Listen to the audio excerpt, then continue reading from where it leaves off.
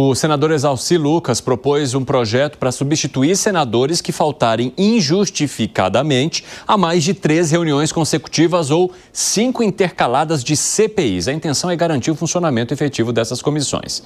Ô, André Anelli, quanto que muda? Pois é, Evandro, trata-se de um projeto de resolução para fazer mudanças aqui nas questões internas do Senado, né? Então não seria uma lei específica, mas seria válido apenas para as questões internas aqui do Senado. E funciona da seguinte maneira: de acordo com Exalci Lucas, o projeto prevê que o parlamentar, no caso o senador, que se ausentar por 5 vezes de uma comissão, essas 5 vezes que forem, então, não consecutivas ou outras 3 vezes consecutivas, ele, então, vai ser retirado da sessão. Ou seja, vai ser retirado da comissão. E de que forma que isso iria acontecer? O presidente do colegiado iria enviar um ofício para o partido político daquele parlamentar ou para o bloco político ao qual ele participa. A partir de então, ou o líder do partido político aqui no Congresso ou o líder do bloco parlamentar é que iria definir quem seria o substituto dessa vaga aberta em determinada comissão. E Exalci Lucas, a gente relembra, atualmente ele é um dos membros da Comissão Parlamentar de Inquérito que apura o funcionamento das casas de apostas no Brasil, as chamadas bets. Comissão essa que tem tido dificuldade para fazer, então, requerimentos em relação a pedidos de depoimentos de pessoas que seriam ligadas a todas essas empresas, porque essa comissão tem enfrentado falta de quórum, ou seja, os parlamentares não têm comparecido em número suficiente para que sejam votados alguns requerimentos e, consequentemente, isso vai prejudicando os trabalhos da CPI das bets. Então, já com base na dificuldade que a atual Comissão Parlamentar de Inquérito vem apresentando, como também uma estratégia de alguns parlamentares que são contrários a essa comissão, o esvaziamento dessa comissão, para combater esse tipo de atuação, o senador Exalci Lucas está prevendo, então, essa resolução interna no regimento aqui do Senado para que esse tipo de situação não possa ocorrer e, se vier a ocorrer, esse senador, esse parlamentar, seja retirado da comissão e seja substituído à escolha ou do partido ou do bloco político dele. Evandro. Obrigado pelas informações. Ô Zé Maria Trindade, como é que essa ideia do Exalci Lucas bateu para os parceiros dele? Não pega bem, não. O negócio é o seguinte, a CPI é um instrumento muito importante do Congresso Nacional, mas ela é muito usada politicamente para pressões lá, pressões aqui e para ganhar dinheiro, né? Muita gente fatura muito com a CPI. Nada como uma CPI para pressionar grupos e faturar, afinal... o mandato tem que andar, né? Então, essa é uma força política da ausência. O parlamentar, quando ele não vai, não é porque é preguiçoso. Eu conversava com o deputado aqui, o do Rocha, ele falando sobre os deputados, que é a nova categoria, falta criar uma comissão permanente, dos administradores de emendas parlamentares. Ele me dizendo, o deputado do Rocha é do MDB do Maranhão, ele me dizendo que existe um grupo de deputados, ele não está nem aí para esse negócio de votar, não votar, está só administrando emendas parlamentares. Não discute nada, não faz um discurso, não vota, não apresenta problema, nem nada, né? Então, assim, tem parlamentar para tudo.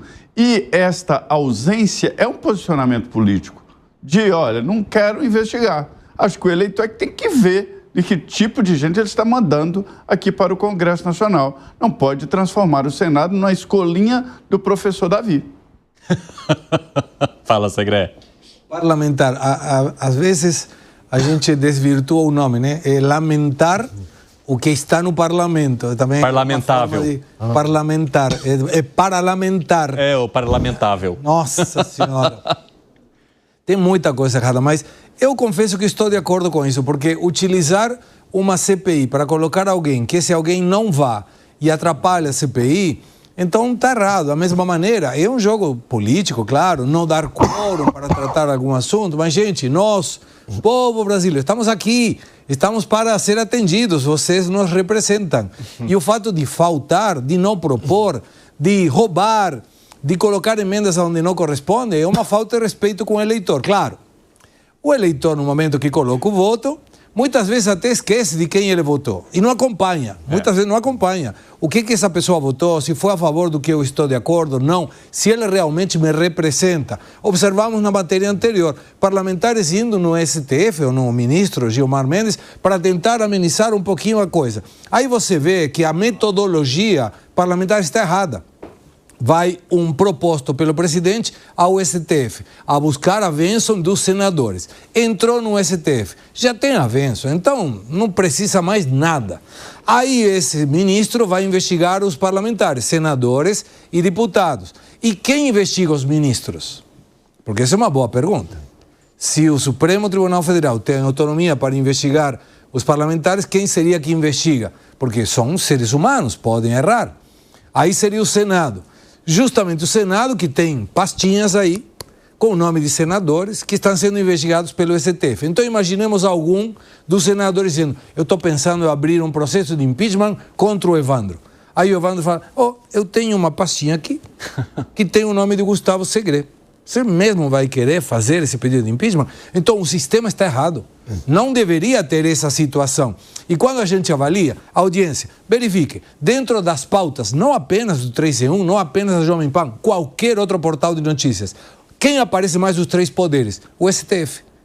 Do presidente, Poder Executivo, se fala pouco. Do Legislativo, se fala mal, porque geralmente eles nos dão muita notícia errada. Mas quem está sempre na pauta? O STF. Então, tem uma metodologia aí política que, tomara algum dia, possa ser melhorada. 5h33, pessoal da rádio, rápido intervalo para vocês. Nas outras plataformas, continuamos. Quero te ouvir, Piperno. Como eu penso sempre, lembro sempre, né? Todos os dias do famoso deputado Justo Veríssimo, né? Uma brilhante criação do genial Chico Anísio, né? Aquele que falava, eu quero que pobre se exploda e tal, né? E assim... E não tinha o menor escrúpulo em fazer coisas do arco da velha. Eu acho o seguinte, qualquer medida saneadora, ela é sempre válida, né? No caso do parlamento brasileiro. Essa é mais uma, né?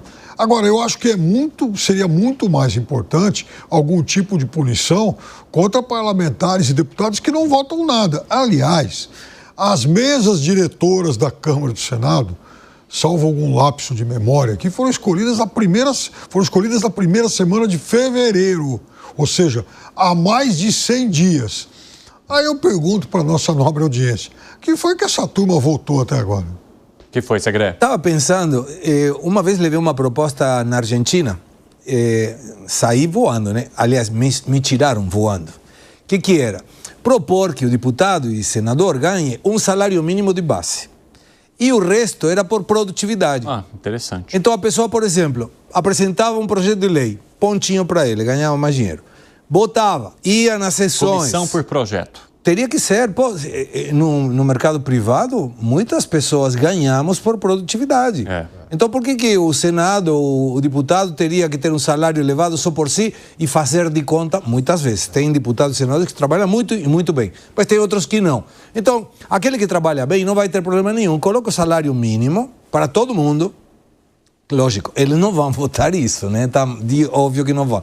Mas coloca o salário mínimo e o resto por produtividade. Colocou um projeto que é bom para a sociedade, ganha mais. Aprovaram um projeto, isso é bom para a sociedade, diminuiu o gasto público, melhorou a saúde, a educação, a segurança, ganha mais. Isso vai propor muita coisa boa. E não como hoje, que ganham uma paulada de dinheiro e muitos deles não fazem nada. Ô Segre, a ideia é muito boa. Agora o duro vai ser o seguinte, né?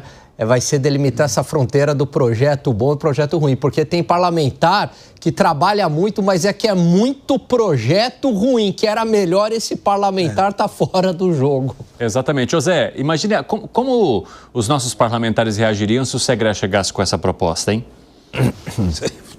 Olha, eu sinto decepcionar, mas existem algumas lendas sobre o Congresso Nacional que eu não gosto nem de falar porque é difícil de explicar.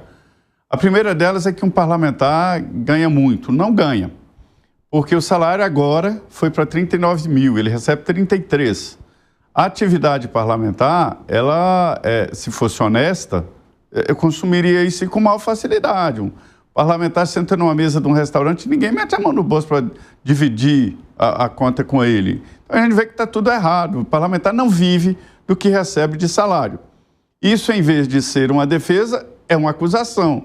Expliquem, senhores, como os senhores vivem, né? Todos milionários, todos ricos. Você olha a prestação de contas perante a Justiça Eleitoral, os caras têm um patrimônio de 80 mil reais, ué. Como é que pode? Você vai ver a vida deles e ver que eles levam vida de milhões. Quer dizer, é muito difícil de explicar. As emendas parlamentares movimentam muita grana, né? É bilhão. Então, assim, não dá para comparar as emendas com salário, né? Então, assim, o que está por fora é o que sustenta o mundo parlamentar. Por outro lado, eu não gosto de dizer, não teve quórum porque o parlamentar é preguiçoso. Nada. São bandidos, ladrões, tem tudo, mas preguiçoso não, porque uma campanha eleitoral só passa se tiver trabalhando ali, pedindo votos, o negócio é terrível. E quando chega aqui, olha, o mais preguiçoso é o primeiro suplente. Então, assim, a ausência, a não vinda, que é tudo negociado e tal, e é tudo no caixa. Muito bom, Zé.